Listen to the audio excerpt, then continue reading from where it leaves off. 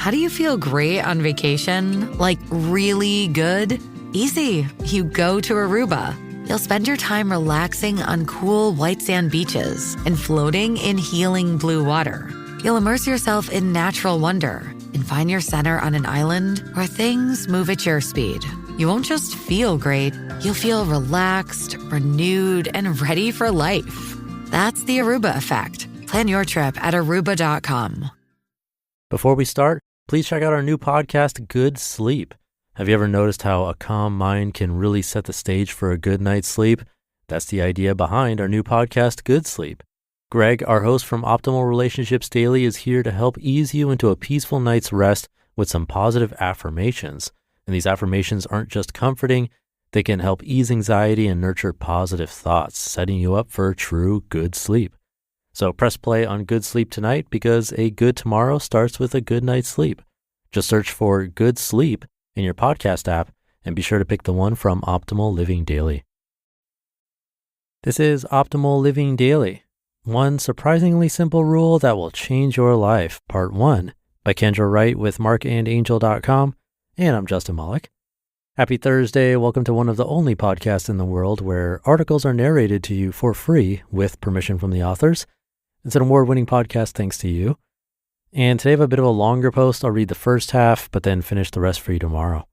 So with that, let's get right to Part 1 and start optimizing your life.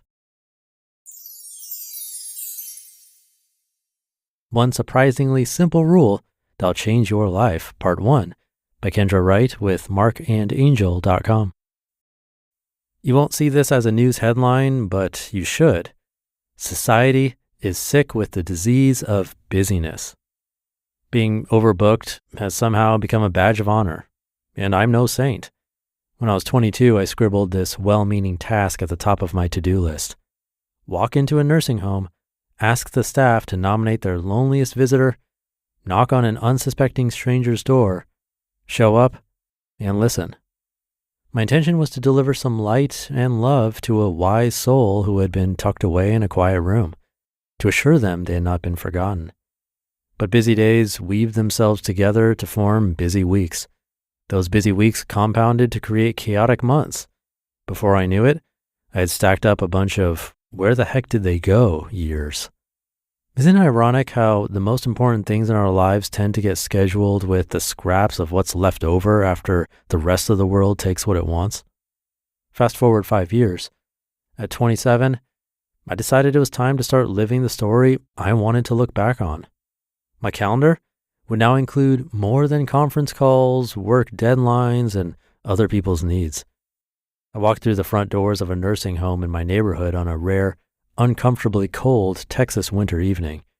The staff scanned their roster looking for a resident who was visitor deprived.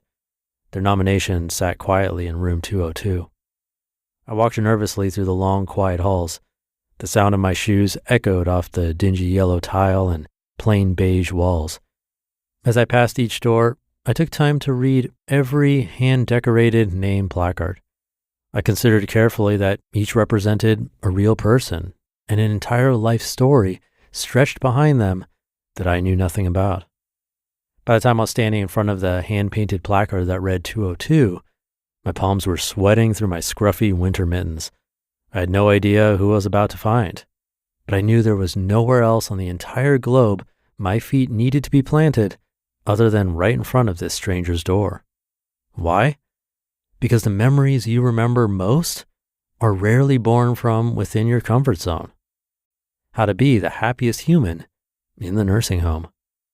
I knocked on the door intending to deliver a gift, but discovered one instead. On the other side sat 98-year-old Ella. When I asked Ella about the best moments of her life, her response startled me. Grabbing my hand, she squeezed it tight. Excitement washed over her as she replied through an enormous smile, "My life has been so full, Kendra." Gratitude poured out of her and bathed the room the way sunshine flows over a skyline at dawn. No crevice left untouched, warmth everywhere. I was confused and equally fascinated. This was not what I expected. How did she feel so full while being tucked away in this tiny room? While many of us struggle with feelings of emptiness, even when we're surrounded by our big families, lavish lives, and latest devices. Grinning, she laid her long life story out like a homemade movie, glowing brightly about all the fascinating ways she collected an incredible amount of breathtaking, beautiful memories. She beamed about a powerful, rebellious love that lasted for decades. We chuckled together when she tallied up the outlandish risks of her youth, and there were many.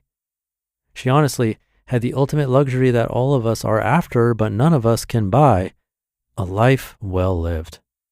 Even while living in a small room with plain beige walls and having basically no visitors the past few months, nothing could take away the satisfaction a life well lived now gave her. During the hour and a half we spent together, storytelling and laughing, Ella repeatedly and passionately urged me to make time for exciting life experiences. It was the number one piece of wisdom she wanted me to know, and she even asked me to promise myself that I would. Driving home, I steered through tears. I considered how it took me 27 years to turn the doorknob of room 202. And yet, I make it to work every day, and I even make it to the dentist at least twice a year when I'm behaving like a real adult. What else had I been doing all those years that was more important than moments like this? The life you really want to live will never be comfortable or convenient. I don't remember most of my early 20s, probably because I never slowed down long enough to actually live them. I was asleep at the wheel. My life was on autopilot. Thankfully, I was young and mostly only foolish in that one specific way. Everything changed when I started taking things off of my someday list and began putting them on a day of the week that actually exists.